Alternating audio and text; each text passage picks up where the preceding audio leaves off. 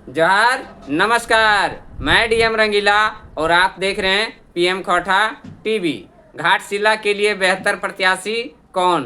रामदास मुर्मू, सोमेश सोरेन या बाबूलाल सोरेन? कौन घाटशिला का विकास कर सकता है? बाबूलाल सोरेन, सोमेश सोरेन या रामदास मुर्मू? तो आज चुनाव प्रचार का अंतिम दिन है। सभी प्रत्याशियों ने जीत का दावा किया है और सभी दलों ने अपने प्रत्याशी को बेहतर बताया है। अब घाटशिला के जनता को निर्णय लेना है कि वो अपना मतदान किसको करेंगे। तो आप सबने देखा कि चुनाव प्रचार के दौरान मीडिया बंधुओं ने ग्राउंड रिपोर्टिंग करके घाटशिला में पिछले 25 साल में जो कुछ भी विकास हुआ है वो दिखाया है और उसको पूरे झारखंड के लोगों ने देखा। तो घाटशिला में अधिकतर आज भी खपरेल के मकान हैं। सड़क का हाल तो एकदम बेहाल है। रोजी रोजगार तो नंदे हाल है और नली गली का तो और भी स्थिति खराब है। शिक्षा, स्वास्थ्य, रोजगार का बुरा हाल है और घाटशिला के लोग पलायन करने को मजबूर हैं।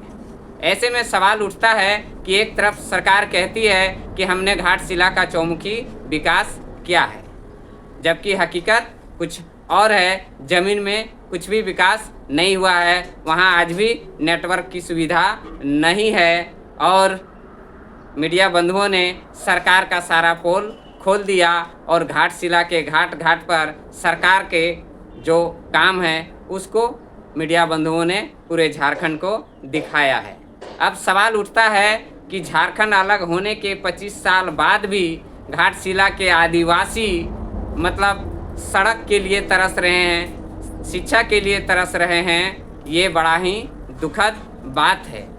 जबकि झारखंड के वीर सपूतों और शहीदों ने जो सपना देखा था वो झारखंड अलग होने के 25 साल बाद भी अधूरा है। घाटशिला के लोग शिक्षा, स्वास्थ्य, रोजगार से अभी भी वंचित हैं और सरकार है वो अपना काम गिनाने में लगी हुई है। तो ऐसे में झारखंड में हेमंत सोरेन की सरकार है, तो झारखंड में आदिवासियों की सरकार है। झारखंड में आदिवासी सरकार होने के बाद भी घाटशिला के आदिवासियों को रोजी रोजगार के लिए दूसरे राज्यों में पलायन करना पड़ रहा है। झारखंड में आदिवासी सरकार होने के बावजूद घाटशिला के आदिवासियों को नदी नाला चुइयाँ का पानी पीने को वो लोग मजबूर हैं। झारखंड में आदिवासी सरकार होने के बावजूद घाटशिला के लोगों को अभी तक एक भी पक्का मकान नहीं मिला है।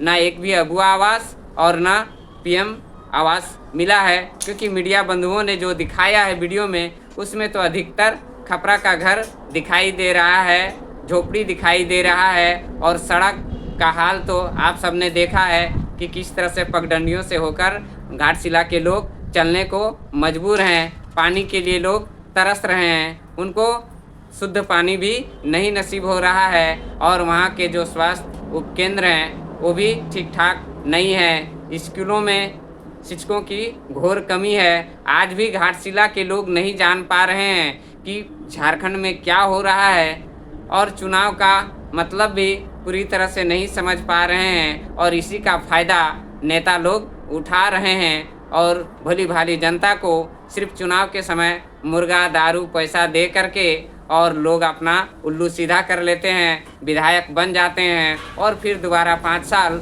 उन गाँवों में नहीं जाते हैं। जो मीडिया बंधु लोगों ने दिखाया कि गांव के पगडंडियों में चलना कितना कष्टदायी है। तो चुनाव के समय सिर्फ एक बार नेता लोग किसी तरह जाते हैं और जनता को करते हैं नमस्कार, उसके घर आ जाता है कार और वो फिर रांची में शिफ्ट हो जाते हैं और जनता जनार्दन से उनका कोई लेना देना नहीं रहता है और जनता वहाँ का काफ़ी त्रस्त है, दुखी है और वो किसी मसीहा का इंतज़ार कर रहे हैं कि कोई ऐसा विधायक आएगा जो हमारे दुखों को दूर करेगा। अब देखना होगा कि घाटशिला की जनता को इस बार दारू, मुर्गा, पैसा के लोभ में न पड़ करके ऐसे प्रत्याशी को मतदान करना होगा और करना भी चाहिए जो घाटशिला का विकास चाहता हो, जाति धर्म से ऊपर उठकर उनको अपना मतदान करना पड़ेगा और लोभ लालच से ऊपर उठकर एक अच्छे प्रतिनिधि को चुनना पड़ेगा जो घाटशिला के लिए सोचता हो और घाटशिला के लोगों के लिए सोचता हो, वहाँ के बच्चों के भविष्य के बारे में सोचता हो। वैसे लोगों को चिन्हित करके अपना मतदान दे करके उनको विधानसभा में भेजने की ज़रूरत है। तो झारखंड सरकार का पोल, सारा पोल खुल गया घाटशिला में। घाटशिला के घाट घाट पर सरकार की चर्चा नहीं बल्कि चर्चा किस बात की हो रही है? सरकार के नाकामयाबों को दिखाया जा रहा है कि किस तरह से ये मतलब कोढ़िया सरकार है जो बड़े बड़े वादे करती है लेकिन उसको समय पर पूरा नहीं करती है। लेकिन जयराम महतो के आने के बाद झारखंडी समझने लगे हैं। पहले झारखंडियों को पता ही नहीं होता था कि मतलब विधायक का क्या काम है। लोग पहले सोचते थे कि हमारे घर शादी ब्याह भोज में विधायक जी आते हैं, हमारे गांव में आते हैं, थोड़ा बहुत मदद करते हैं, विधायक का काम सिर्फ यही है।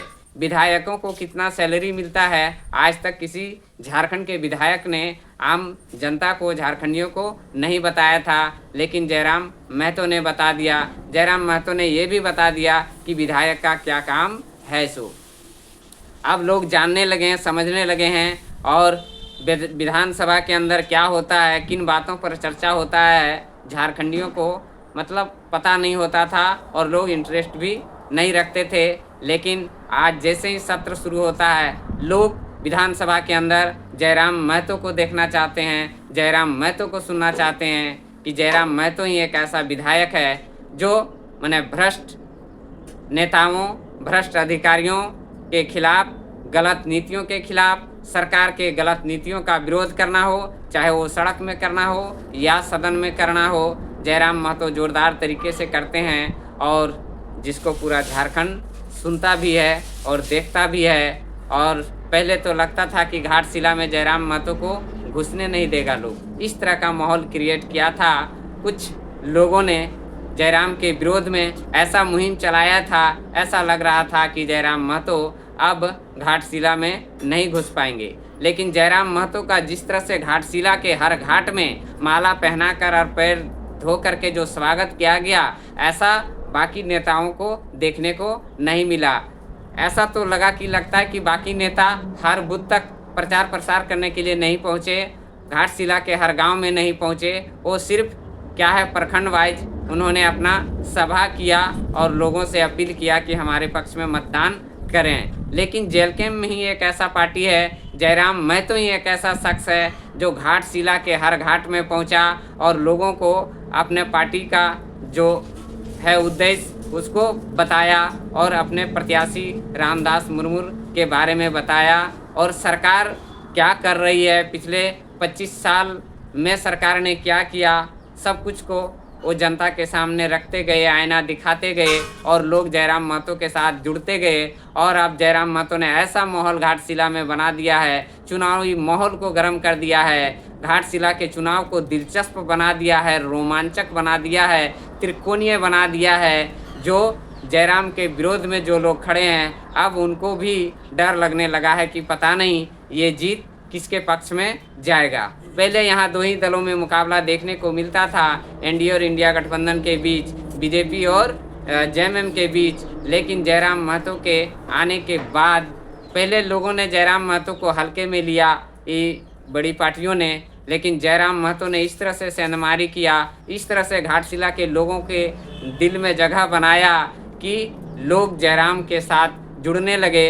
हर दिन जयराम का वीडियो देखने को आप सबको मिला होगा घाटशिला का, लेकिन बाकी नेताओं का गली नली, सड़क, चौक चौराहे में प्रचार करते हुए नहीं देखे होंगे। सिर्फ जेलकेम ही एक ऐसा पार्टी है जो हर रोज़ घाटशिला के हर घाट का मैंने फ़ोटो वीडियो देखने को मिला।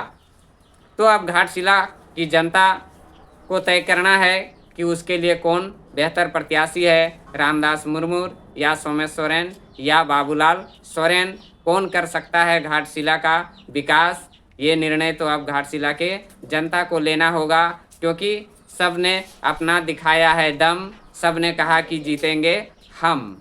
अब पता चलेगा चुनाव के बाद जब रिजल्ट आएंगे किसके पक्ष में कितना वोट पड़ा और कौन वहाँ का विधायक बना। तो वीडियो कैसा लगा कमेंट बॉक्स में आप अपनी राय ज़रूर दीजिएगा और अपना कमेंट में ज़रूर बताइएगा कि घाटशिला के लिए बेहतर प्रत्याशी कौन है।